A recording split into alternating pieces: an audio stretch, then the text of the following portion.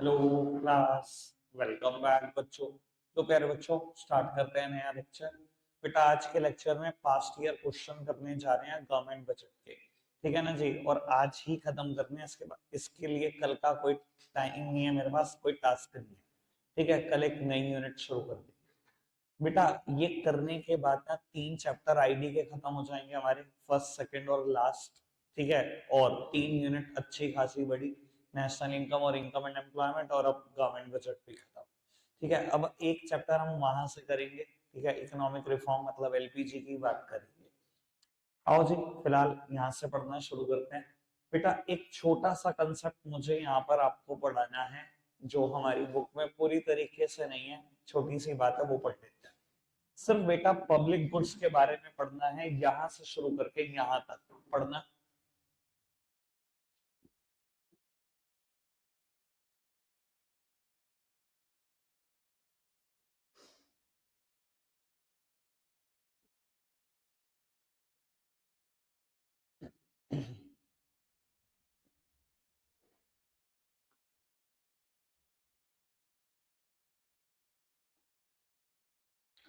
Public goods के बेटा दो फीचर होते हैं। सबसे पहले नॉन राइवलरस और बेटा नॉन एक्सक्लूडेबल।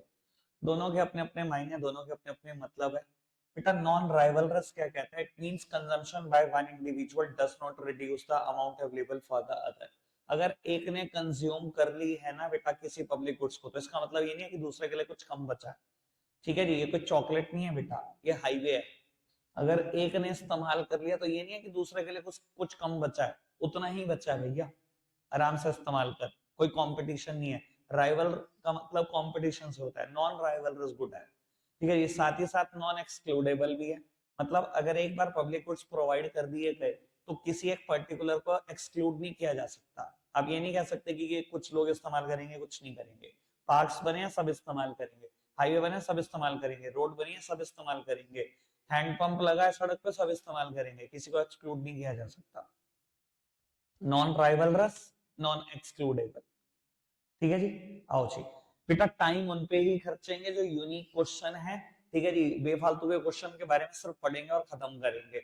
आओ जी, वन मार्कर स्टार्ट करते हैं। सबसे पहला वन मार्कर बहुत सिंपल, पढ़ रहे हो आप।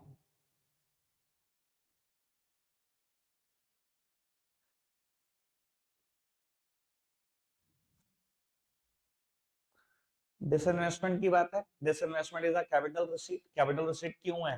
Because it reduces the asset of the government. आओ जी, second one, in order to tackle the problem of rising general prices. बाबू सिंपल सिंपल सा मतलब इन्फ्लेशन है। Government may come up with a surplus budget to achieve the budget objective of. कहते हैं ऐसी situation में गवर्नमेंट सरप्लस बजट के साथ आएगी। बताओ मैंने बोला था कि नहीं बोला था? और अभी मैंने कुछ दिन मतलब ऑब्जेक्टिव कल की तो बात है, कल ही मैंने बोला, और बाय चांस मैंने ऐसा बोल दिया कि ऐसे सिचुएशन में सरकार को क्या करना चाहिए, सरप्लस बजट बनाना चाहिए, अपने खर्चे कम कर देने चाहिए अगर इन्फ्लेशन है। तो बेटा ऐसा गवर्नमेंट क्यों करना चाह रही है, क्या अचीव करना चाह रही है? बेटा हमारी बुक में इसका नाम इकोनॉमिक स्टेबिलिटी था। ठीक है जी, हाँ। अगर प्राइस स्टेबिलिटी ऑप्शन में पक्का ये प्राइस स्टेबिलिटी होगा, क्योंकि बाकी दोनों बैठेंगे भी नहीं, दूर से दूर तक नहीं है। क्लियर? आगे बढ़ जाओ, third one, public goods are non excludable. अभी अभी फीचर पढ़ा है, बिल्कुल true. Consumption of public goods by people is of rivalrous nature. नहीं बेटा, नॉन राइवलरस है, तो ये स्टेटमेंट ट्रू है, ये फॉल्स है। आगे बढ़ते हैं जी। Budget is used as an important policy instrument to combat fluctuation in an economy. In the light of above line identify the related objective. Again बेटा वही बात है। बेटा बजट से आप क्या करते हो, फ्लक्चुएशन को कम करते हो इकोनॉमी में, जो प्राइस फ्लक्चुएशन है, यानी कि वही इकोनॉमिक स्टेबिलिटी की बात या वही प्राइस स्टेबिलिटी की बात चल रही है। Fifth one, identify which of the following is an example of non debt capital receipt. काम की बात बताओ, नॉन डेट बोरोइंग नहीं होनी चाहिए, दूसरी बात कैपिटल रिसीट ही होनी चाहिए। यानी कि या तो रिकवरी ऑफ लोन हो, या डिसइन्वेस्टमेंट हो, या स्मॉल सेविंग हो। पढ़ना जरा, एक ही बारी में मिल जाएगा। ठीक है ना जी? ठीक है पुत्र जी। आगे बढ़ते हैं जी। Sixth one, the government can achieve its budget objective of redistribution of income. हमने अपनी बुक में नाम पढ़ा है, reducing inequality of wealth, income and wealth, हमने ये पढ़ा। ठीक है ना? Reducing in equality of income and wealth पढ़ा है। टैक्सेस लगाओ रिच के ऊपर, पुअर को सब्सिडीज दो। रिच के ऊपर टैक्स लगाने से क्या होगा, उसकी नेट डिस्पोजेबल इनकम कुछ तो कम हो जाएगी। 12 लाख की इनकम है, 1,40,000 का टैक्स लगेगा, 10,60 ही तो बचेगा। और पुअर को देखो, उसके बाद जो भी नेट डिस्पोजेबल इनकम है, अगर हम और सब्सिडी देंगे तो कहीं ना कहीं भैया उसकी नेट डिस्पोजेबल इनकम बढ़ रही है। तो ये जो गैप है, जो खाई है, कम करने की कोशिश की जा रही है, कम करने का प्रयास है। ठीक है जी। अब बेटा हम कैसे अचीव करते हैं रीडिस्ट्रीब्यूशन ऑफ इनकम को, ऑप्शन पढ़ो।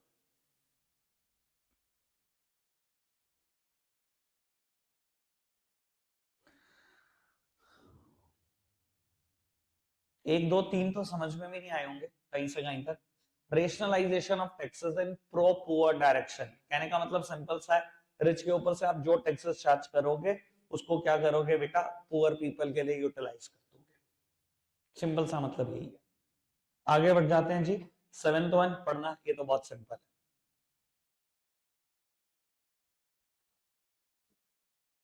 It neither create assets nor causes reduction in any liability। सरकार की लाइबिलिटी नहीं थी हमें कोवैक्सीन लगवाने की या कोविशील्ड लगाने की, लेकिन लगवा रही थी सरकार। आगे बढ़ते हैं जी। Public goods are those goods and services that are collectively consumed by the public. ठीक है जी। Public goods are excludable and rivalrous in nature, ये फॉल्स हो जाता है क्योंकि नॉन एक्सक्लूडेबल नॉन राइवलरस है जी। आओ जी नेक्स्ट वन की तरफ बढ़ते हैं। Subsidies do not add any burden on the financial health of nation. गलत। सब्सिडी का यार फाइनेंशियल बर्डन तो है ही सरकार के ऊपर। Complete removal of subsidies may violate the aim of equitable distribution of income. ये लॉजिक बिल्कुल ठीक है जी। बेटा अगर सब्सिडी को पूरे तरीके से खत्म किया जाएगा तो क्या कभी इक्विटेबल डिस्ट्रीब्यूशन इंश्योर कर सकते हो? तो पुअर पुअर हो ही जा रहा है, रिच तो रिच हो ही जा रहा है। अगर आप सब्सिडी नहीं दोगे तो उसकी कभी भी नेट डिस्पोजेबल इनकम बढ़ेगी नहीं पुअर की, तो आपका वो ऑब्जेक्टिव पूरा नहीं होगा जो आप चाह रहे हो। ठीक। नेक्स्ट वन की तरफ बढ़ते हैं। पब्लिक गुड्स क्या होते हैं, इन्होंने बहुत अच्छे से डिफाइन करा, इन दो फीचर का यूज करके डिफाइन करते हैं। ठीक है पुत्र। इनडायरेक्ट टैक्सेस क्या होते हैं, जिनका बर्डन शिफ्ट किया जा सकता है दूसरों के ऊपर, वही इनडायरेक्ट टैक्सेस हैं। टैक्सेस क्या होते हैं, इन्होंने बहुत अच्छे से डिफाइन करा, मैं होता मैं भी यही करता। फिर भी बता देता हूँ, दो तीन वर्ड जो मैं चाहता हूँ आप जरूर लिखेंगे। टैक्स एक कंपलसरी पेमेंट है, ये वर्ड आना ही आना है। कौन देगा ये मेरा मुद्दा नहीं है, ये जरूर आना चाहिए without reference to anything in return. Tax एक कंपलसरी पेमेंट है जो हाउस होल्ड फर्म्स जमा करती हैं गवर्नमेंट को, without reference to anything in return. बदले में कुछ मांग नहीं सकते सरकार से। ठीक है ना जी। आगे बढ़ जाए। Dash is the example of non tax revenue receipt. 9 पड़ी थी बेटा, कोई एक तो लिख ही दोगे ना। आगे बढ़ते हैं। Government expenditure on mid day meal revenue expenditure है। मिड डे मील तो समझते हो ना, सरकारी जो स्कूल है, जो सरकारी इंस्टीट्यूशन है, वहां पर बच्चों को भैया एक टाइम का खाना देती है सरकार फ्री ऑफ कॉस्ट। बेटा it neither create assets nor causes reduction in any liability. But you mean by direct taxes, जिसका बर्डन शिफ्ट नहीं किया जा सकता वही है जी। Two example of non tax revenue receipt, 9 पढ़ी हैं, लिखी जाएंगे। Dividend received from PSU are a part of government's non tax revenue receipt. 9 पढ़ी थी हमने बेटा, डिविडेंड पढ़ा था ना उसमें। Dash is the revenue receipt of government, इसमें से क्या रेवेन्यू है, पढ़ो जी क्या रेवेन्यू है। टैक्स भी हो सकता है, नॉन टैक्स भी हो सकता है, क्योंकि पूछा सिर्फ रेवेन्यू है। एलआईसी से प्रॉफिट आ रहा है, ठीक है, बस यही है और तो कुछ है ही नहीं। आगे बढ़ जाते हैं। डिफाइन गवर्नमेंट बजट, भैया अच्छे से डिफाइन कर लेंगे, रेवेन्यू रिसीट्स क्या डिफाइन कर देंगे। बढ़ते हैं आगे। Which of the following source of receipt in government budget increases it's liability, सरकार की लायबिलिटी क्रिएट करने वाला। बोरोइंग्स मतलब कैपिटल रिसीट पूछी है, सीधी सीधी सी बात बोलूं तो। इनमें से कौन सा डायरेक्ट टैक्स है, मैंने खुद बोला था बैच के अंदर, कॉर्पोरेशन टैक्स। याद है ना। Which of the following is the source of capital receipt? Capital receipt, disinvestment, recovery of loan, वही borrowings, वही small savings। यहाँ disinvestment की बात है, लिखा जाएगा। Revenue expenditure क्या है, लिखा जाएगा। Direct taxes is called direct because it is collected directly from, पढ़ना, income earner। पढ़ लो जी पढ़ लो। कोई और ऑप्शन तो नहीं लग रहा गलती से भी आपको, मैं नहीं भी बताऊं तब भी यही लिखते। ठीक है ना जी, कोई प्रॉब्लम अभी तक? आगे बढ़ जाए। The non tax revenue in the following is, इनमें से क्या नॉन टैक्स है, मतलब टैक्स नहीं है। एक्सपोर्ट ड्यूटी, वैसे ऐसी नाम की कोई चीज नहीं होती, कस्टम ड्यूटी में एक्सपोर्ट और इंपोर्ट ड्यूटी आती है, पर इंडिया एक्सपोर्ट पर कोई टैक्स चार्ज नहीं करता। नाम तो होना ही नहीं चाहिए था इसका, चलो, लेकिन हाँ फिर भी टैक्स है। इंपोर्ट ड्यूटी टैक्स है, एक्साइज टैक्स है, डिविडेंड ये जो टैक्स नहीं है इनमें से, बाकी तो सब टैक्स ही है। Which one of the following is revenue expenditure? Purchase of share, ये तो एसेट क्रिएट कर देंगे, कैपेक्स है। लोन एडवांस्ड, भैया हाँ, ये भी एसेट ही बनाएंगे, सब्सिडीज ये नहीं बनाएंगे asset. Which of the following is not a revenue receipt? इनमें से क्या रेवेन्यू नहीं है? रिकवरी ऑफ लोन, यही रेवेन्यू नहीं है बेटा। ठीक है, बढ़ जाए आगे। Which one of the following is a combination of direct tax? Direct taxes कौन से हैं? देखो मैंने कहा था अच्छी हरकतें करेंगे ये, ठीक है ना। इनकम टैक्स सबको पता है, अब इनकम टैक्स का कॉम्बो या तो सर्विस टैक्स के साथ है वेल्थ टैक्स। वेल्थ टैक्स 31 मार्च 2013 को इंडिया से खत्म हो चुका है। 11 साल तो खत्म हुए हो गए, 11.5 साल। आज भी पूछ लेते हैं, मैं क्या बोल, मेरी सीए चल रही थी उस दौरान, मैंने इंटर्नशिप पे 1-2 साल वेल्थ टैक्स भी सीखा, और मेरे सीखते सीखते खत्म हो गया। मैंने कहा चलो भाई, एक तो जान छुट्टी। एक ही टैक्स बचा था उस time, direct tax, income tax. ठीक है ना जी, ठीक है जी। भाई सीए की पढ़ाई कभी खत्म नहीं होती। मैंने जब फाइनल क्लियर करी तो इंडिया के सारे इनडायरेक्ट टैक्स पे मास्टरी करी। फाइनल के सिलेबस में था एक्साइज ड्यूटी, भाई साहब 2-3 किताबें मोटी मोटी।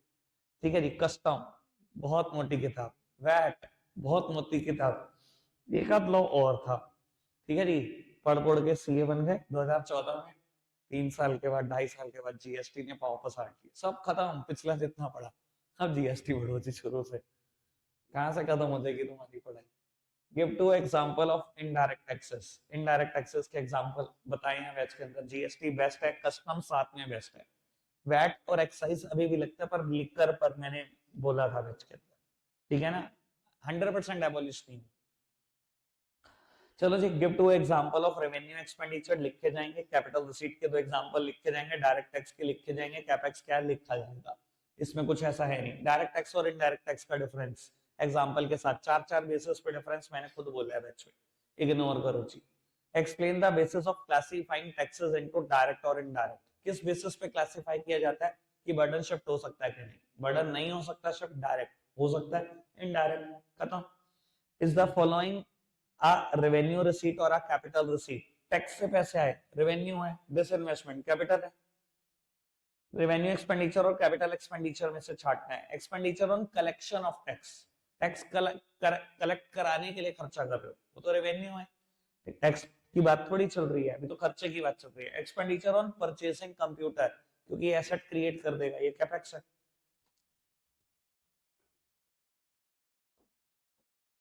मुझे अभी भी बताना है रेवेन्यू एक्सपेंडिचर या कैपिटल एक्सपेंडिचर। स्कॉलरशिप पे खर्चा रेवेन्यू, कोई एसेट थोड़ी क्रिएट करेगा, कोई लायबिलिटी थोड़ी रिड्यूस करेगा। Expenditure on building a bridge, ये कैपेक्स है, एसेट क्रिएट कर देगा सरकार की भी और देश की भी।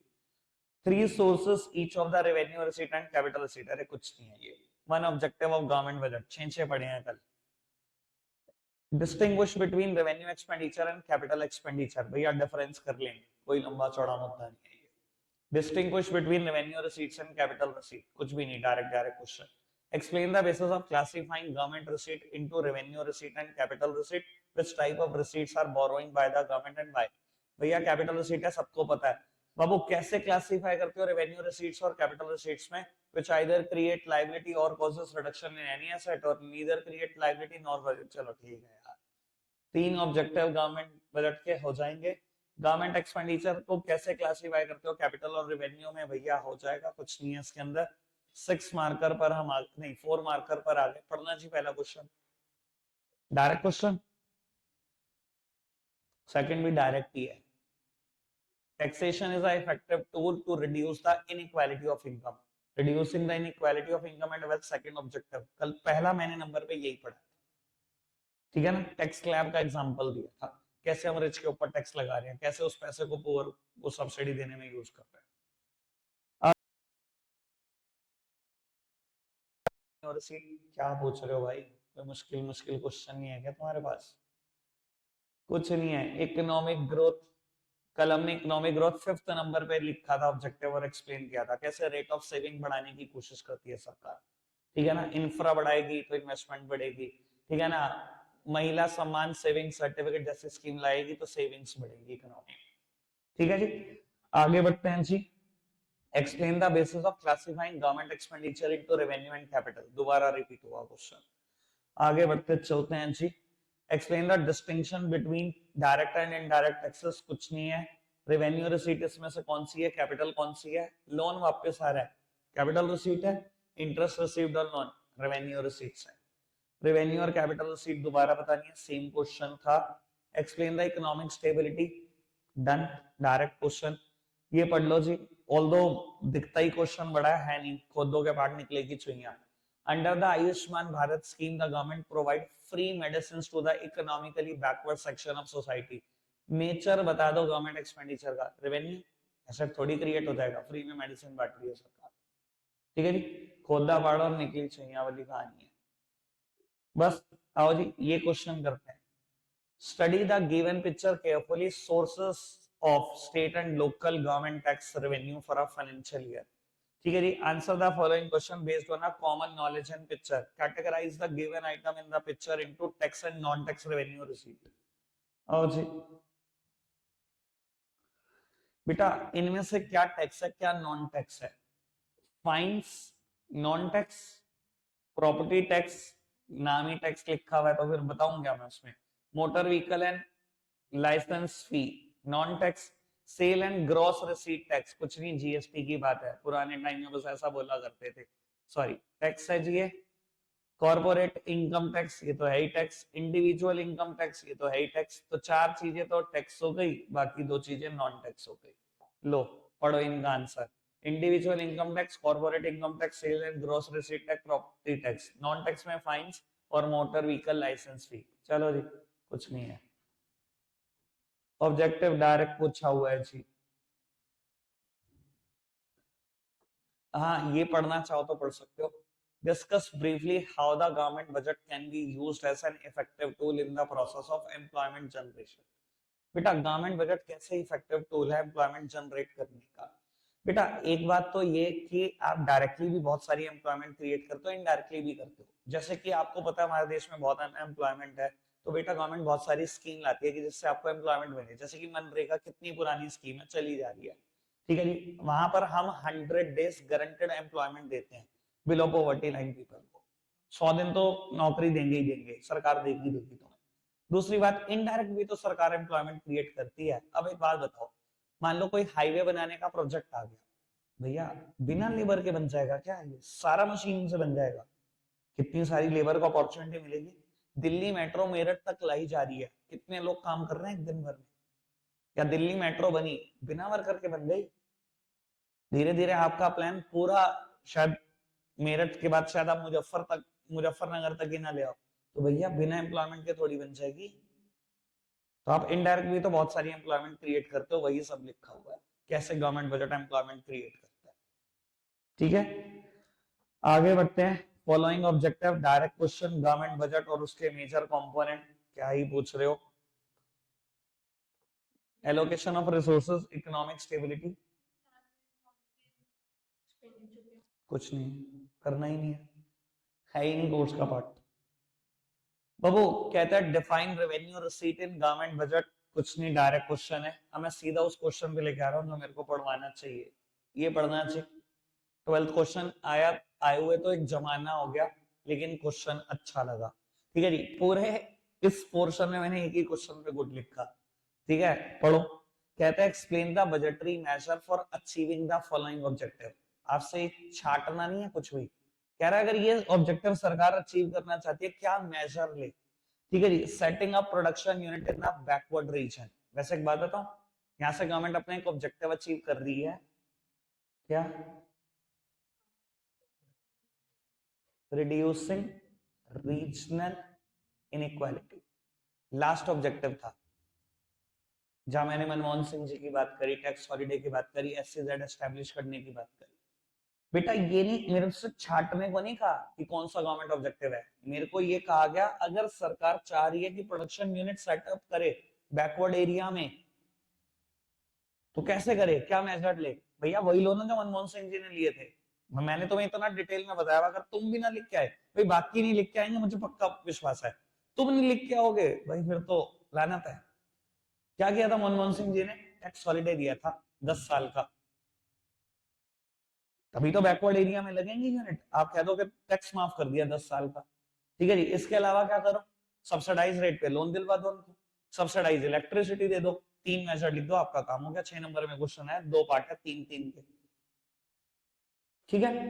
इन्होंने क्या लिखा, government might give a tax holiday, सब मनमोहन सिंह है यहाँ पर हमारे देश में, ठीक है जी। The government may offer subsidies on loan, subsidize loan हो गया, ठीक है जी। Waive off the excise duty, भैया टैक्स हॉलीडे में एक्साइज ड्यूटी वेव ऑफ पहले ही आ गई, ठीक है ना। ये तो जबरदस्ती का पॉइंट इन्होंने बताया बनाया।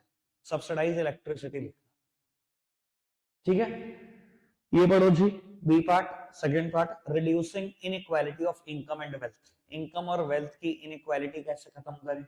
भैया जैसा आपने पढ़ा है वैसा ही लिखो। रिच के ऊपर टैक्सेस बढ़ाते चले जाओ, पुअर को सब्सिडीज देते चले जाओ, होगी इनइक्वालिटी खत्म, ठीक है ना जी। और आप एक और बात लिख सकते हो, पुअर के लिए एम्प्लॉयमेंट अपॉर्चुनिटी भी क्रिएट कर दो। 3 पॉइंट हो गए, 3 नंबर में खत्म होगी कहानी, ठीक है। आओ जी आगे बढ़ाते हैं जी बात को हम। देखो जबरदस्ती के क्वेश्चन है, डायरेक्ट डायरेक्ट है, पढ़ने का मुझे कोई फायदा लग भी नहीं रहा इसका। तो आओ जी सेकंड पोर्शन पर चलते हैं, इसी चैप्टर के, जहां डेफिसिट की बातें करेंगे सारी। बाबू पहला ही क्वेश्चन बहुत अच्छा है, 1 मार्कर के हिसाब से। ज्यादातर बच्चे फंस गए होंगे इसमें, मुझे ऐसा लगता है। Dash deficit include interest payment by the government on past loan. अब भैया आधो के दिमाग में ना प्राइमरी डेफिसिट चल रहा होगा। बेटा प्राइमरी डेफिसिट का फॉर्मूला होता है फिस्कल डेफिसिट माइनस इंटरेस्ट। ये इंक्लूड नहीं करता इंटरेस्ट को, एक्सक्लूड करता है, माइनस करते हैं हम इंटरेस्ट को। उसने बोला कौन से डेफिसिट में इंटरेस्ट पेमेंट इंक्लूड हो जाती है। अगर वही इंटरेस्ट पेमेंट इंक्लूड हो जाती है, सिर्फ रेवेन्यू डेफिसिट में हो जाती है, क्योंकि रेवेन्यू डेफिसिट का फॉर्मूला क्या है, revenue expenditure minus revenue receipt. इसमें इंक्लूड नहीं होता इंटरेस्ट, रेवेन्यू एक्सपेंडिचर का मेन कंपोनेंट। कल ही कहा था, एक ही चीज याद रख लो बस अच्छे से, रेवेन्यू एक्सपेंडिचर में इंटरेस्ट मत भूलना, ठीक है। आगे बढ़ो, सेकंड बढ़ना, डन। थर्ड बढ़ो, बढ़िया क्वेश्चन।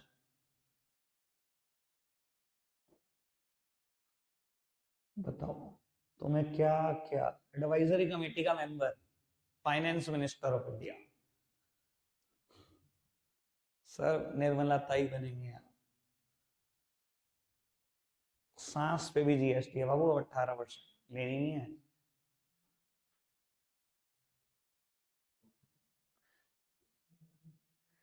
बेटा ऐसा एक मेजर जिससे आप रेवेन्यू डेफिसिट को कंट्रोल कर सकते हो। देखो मेरी नजर में जो मेजर है वो सिंपल सा ही मेजर है। सरकार को कोशिश करनी चाहिए, देखो रेवेन्यू डेफिसिट इन दो चीजों से मिलकर बना है ना, इसको बढ़ाने की कोशिश करो, इसको कम करने की कोशिश करो। अब जैसे भी मर्जी लिखो, लिखना यही 2 पॉइंट है कि सरकार कोशिश करे अपनी डे टू डे इनकम बढ़ाने की, रेवेन्यू रिसीट्स बढ़ाने की, टैक्सेस को बढ़ाने की, नॉन टैक्स रेवेन्यू रिसीट्स बढ़ाने की, इनको बढ़ाने के प्रयास करो और इन खर्चों पे थोड़ा कंट्रोल करने की कोशिश करो। दैट्स इट, ठीक है। आगे बढ़ते हैं जी। What is meant by fiscal deficit हो जाएगा, मेंट बाय प्राइमरी डेफिसिट हो गया। Primary deficit in a government budget will be zero when fiscal deficit is equal to interest. Primary deficit किसके बराबर होता है, फिस्कल डेफिसिट माइनस इंटरेस्ट। अगर ये दोनों बराबर हो जाएंगे तो प्राइमरी डेफिसिट तभी तो जीरो होगा। आगे बढ़ो, identify which of the following statement is true, ये आप पढ़ दो जी। पहले में अगर फिस्कल डेफिसिट की जगह रेवेन्यू डेफिसिट लिखा होता तो ट्रू होता, सेकंड में अगर एक्सक्लूडिंग बोरोइंग वर्ड लिखा होता तो ट्रू होता, थर्ड तो दूर से दूर तक ठीक नहीं है, वो प्राइमरी डेफिसिट की बात है शायद, ठीक है जी। चौथा ही ट्रू है, ठीक है। मैं भी कभी कभी सोचता हूँ मुझे कैसे याद पड़ाएगी, इतने अभी पढ़ के आओ ना यार, ताजा ताजा याद है। रेवेन्यू डेफिसिट, ठीक है, लिखा जाएगा। Revenue deficit in government budget लिखा जाएगा। Fiscal deficit is equals to borrowing. सबको चीख चीख के स्कीम बता दी इन्होंने। लो जी, primary deficit equals to borrowing minus interest payment, C option. Primary deficit is the difference between, again same question, fiscal deficit and interest. Prime, भैया मैं थक गया, यहीं आ जाओ। Borrowing in government budget are, ये लेकिन बहुत अच्छी अच्छी बातें करते हैं कभी कभी, मुझे लगता है। डेफिसिट इन टैक्सेस, ये आंसर लिखा। बोरोइंग क्या है भैया? Fiscal deficit. प्राइमरी, भैया थकता नहीं क्या एक जैसे क्वेश्चन पूछ पूछ के? लो पढ़ना जी 16। फिर भाई 6 क्वेश्चन लाइन लगा के सीखना, ठीक है। which of the following statement is true, पढ़ना, कोई प्रॉब्लम है पूछो। अगर एक्सक्लूडिंग बोरोइंग लिखा होता तो ट्रू होता।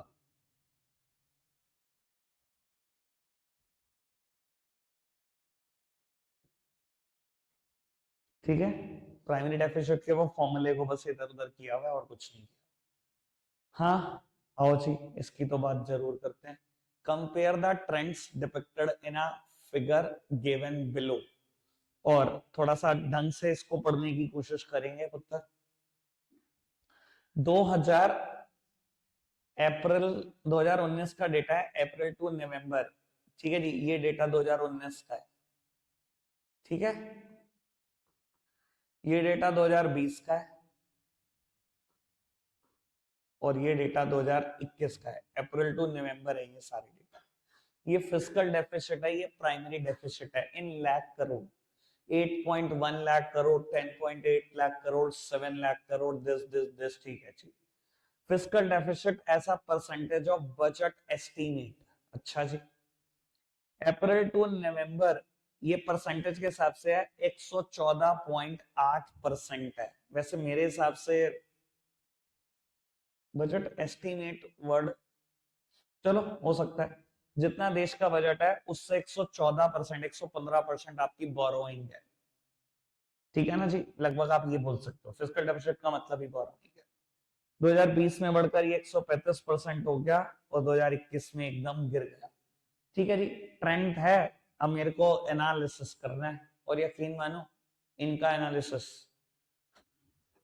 सीधा सीधा सोल्यूशन चिपका रखा है भैया। ये यहाँ ये हुआ, यहाँ ये हुआ, यहाँ ये हुआ, एक वर्ड भी भैया नया ऐड नहीं करा। देखो मैं पढ़ाता हूँ analysis. Fiscal deficit in 2020 increased to 10.8 lakh crore from 8.1 lakh crore in 19। In 2021 it has gone down to 7 lakh crore। पूरी बात चिपका दी। अब इतना हो गया 2020 में, 19 में इतना था, उसके बाद गिर के इतना हो गया। एक वर्ड लिखा अपना, एक वर्ड भी, ठीक है जी। फिर इसी के ऊपर तीनों वर्ड लिख देगा, पढ़ना। तीसरा भी पढ़ दो, एक वर्ड नहीं ऐड करा। मैं कहता हूँ काहे का एनालिसिस कर रहे भाई, और नंबर भी कौन दे रहा है सिर्फ लिखने में। आपसे कराते हैं एनालिसिस आज, 5 मिनट का टाइम भी दूंगा, ठीक है, लेकिन दूंगा आखिरी में। करेंगे इस पे, करेंगे बात थोड़ी सी। Distinguish between fiscal deficit and revenue deficit. Although भैया मैंने कभी डिफरेंस नहीं पढ़ाया, पर मुझे पूरी उम्मीद है आप लिख दोगे। करें बात थोड़ी सी बिना देखे इनका। फिस्कल डेफिसिट और रेवेन्यू डेफिसिट में क्या फर्क होता है? Fiscal deficit is the difference between total expenditure and total receipt excluding borrowing, और रेवेन्यू एक्सपेंडिचर और रेवेन्यू रिसीट का डिफरेंस है। Meaning done. मैथमेटिकली एक्सप्रेशन दे दो, कैसे हम मैथमेटिकली एक्सप्रेस करेंगे, दो डन, ठीक है जी। Fiscal deficit may occur due to the capital expenditure, but revenue deficit doesn't occur due to capital expenditure, क्योंकि उसमें रेवेन्यू एक्सपेंडिचर में, वहां तो सिर्फ रेवेन्यू एक्सपेंडिचर इंक्लूड होता है, कैपिटल तो इंक्लूड ही नहीं होता। हो गए थे, ठीक है जी, कोई दिक्कत तो नहीं। फिस्कल डेफिसिट को हम कोप अप करते हैं डेफिसिट फाइनेंसिंग से, उसका एक मेजर होता है। रेवेन्यू एक्सपेंडिचर को के लिए हम डेफिसिट फाइनेंसिंग का इस्तेमाल नहीं करते। 4 हो गए, हमने कभी पढ़ा भी नहीं है ऐसा तो, ठीक है। आओ आगे बढ़ाते हैं बात को। Explain the meaning and implication of revenue deficit. ये तो डायरेक्ट क्वेश्चन है, नोट्स का question. Distinguish between fiscal deficit and primary deficit, जैसे मैंने अभी डिफरेंस बताया वैसे ही ये भी बन जाएगा, ऐसी कोई हाई तो नहीं है। Revenue deficit, what does it indicate, ठीक है ना? Government's inability to manage its day to day expenses और बाकी सारी इम्प्लीकेशन भी। बाबू direct direct question revenue deficit, fiscal deficit, primary deficit आया करते थे कभी, ठीक है, अब नहीं आते बेटा ऐसे डायरेक्ट क्वेश्चन। न्यूमेरिकल है एक आध, लेकिन ये हमारी बुक का ही न्यूमेरिकल है, तो मैं अभी न्यूमेरिकल कराने में भी इंटरेस्टेड नहीं हूँ। Define government budget, meaning of this that कुछ नहीं है भैया, जब जरूरत होगी अभी मैं बता मुझे क्या कराना है, आओ जी ये कराना है। 3 केसेस हैं, ठीक है जी, जिसमें 2 बहुत अच्छे हैं, तीसरा तो बस ओके ओके टाइप्स है, ठीक है जी। पढ़ते हैं जी बेटा, ये मुझे बताया गया कुछ केस, कहता है what is the percentage share of total tax revenue in government total receipt. बेटा ये सब गवर्नमेंट के रिसीट है, अगर ढंग से देखो तो इसमें से बोल रहा है टैक्स का शेयर कितना है। आप बताओ जी टैक्स का शेयर कितना है, लिख के करना है, लिख के कर लो, आंसर चाहिए, पहले आप सब कर लो, 2 मिनट है, ठीक है जी। अगर हो गया किसी से तो हैंड रेस कर लो, जल्दी करो, स्टार्ट करो बेटा। मैंने आपको क्या बोला, सारी गवर्नमेंट की रिसीट है, चाहे नाम से पढ़ लो। जब आप पढ़ोगे ना, इनका टोटल 100 है और शुरू के 5 टैक्स हैं, ब्रैकेट ब्रैकेट में खुद ही लिख रखा है tax, tax tax tax, custom के बारे में बताइए, एक्साइज के बारे में बताइए, जीएसटी, इनका टोटल करोगे 53 है, तो टैक्स का शेयर क्या है, 53%। सिंपल। सेकंड पढ़ो जी फटाफट से, not an example of non tax revenue, सीधा सीधा सा बोलो, मेरे को तो ये वर्ड बहुत परेशान करता है, नॉट एन एग्जाम्पल ऑफ, ठीक है ना, ये नेगेटिव सेंस पॉजिटिव में कन्वर्ट करते हैं, इनमें से क्या टैक्स है या कैपिटल रिसीट है। भैया यही तो दोनों नॉन टैक्स नहीं होते, या तो टैक्स है या कैपिटल रिसीट है, अब आंसर मिल जाए, ठीक है। थर्ड, बढ़िया क्वेश्चन, या मैंने गुड लिखा हुआ था इस पे, हाँ मैं ऐसे कैसे हो सकता है बेटा। अगर गवर्नमेंट की बोरोइंग बढ़ रही है, इनमें से कौन सी स्टेटमेंट गलत है करंट फिस्कल ईयर के लिए, कि प्राइमरी डेफिसिट भी बढ़ेगा। भैया प्राइमरी डेफिसिट अगले साल का तो बढ़ सकता है, क्योंकि अगले साल क्या होगा, इंटरेस्ट थोड़ा सा बर्डन बढ़ेगा हमारे ऊपर, आज कुछ नहीं होने वाला उसकी वजह से। आगे बढ़ो जी, which among the following is an example of indirect tax, इसमें से कौन सा इनडायरेक्ट टैक्स है। एक्साइज हुआ करती थी, ठीक है जी, नाम तो मैंने बोले ही होगा कभी ना कभी, इंडिया में मैन्युफैक्चरिंग पे लगती है बेटा। फिफ्थ वन पढ़ना, गवर्नमेंट बोरोइंग 35,000 करोड़ है, इंटरेस्ट कितना है, फिस्कल डेफिसिट कितना, तो ही बोरोइंग के बराबर 35,000 करोड़। सिक्स्थ पढ़ना, match the following, match the following नहीं था बल्कि ये था करेक्ट पेयर चूज करो, क्वेश्चन गलत है, आपको करेक्ट पेयर चूज करना है, ये पेयर करेक्ट है, ये है ये है ये है, चूज द करेक्ट पेयर होना चाहिए क्वेश्चन का। कभी कभी लगता है एडिटर बोर्ड में बैठ जाओ जाके, इनके इतनी गलतियां करते हैं, ठीक है। बढ़ जाए आगे, आज का लास्ट केस 2, भैया अच्छी खासी फिगर्स दे रखी हैं, अच्छी खासी, और पिछले साल के एक्चुअल दे रखी हैं, अगले साल का बता रखा है एस्टिमेट कितना है, ठीक है जी। पढ़ते हैं, the value of recovery of loan has dash crore between 2019 to 20 and 2020 to 21। Option है fallen by, risen by, fallen by, risen by, किसके बारे में बात हुई, रिकवरी ऑफ लोन, ढूंढ लो रिकवरी ऑफ लोन।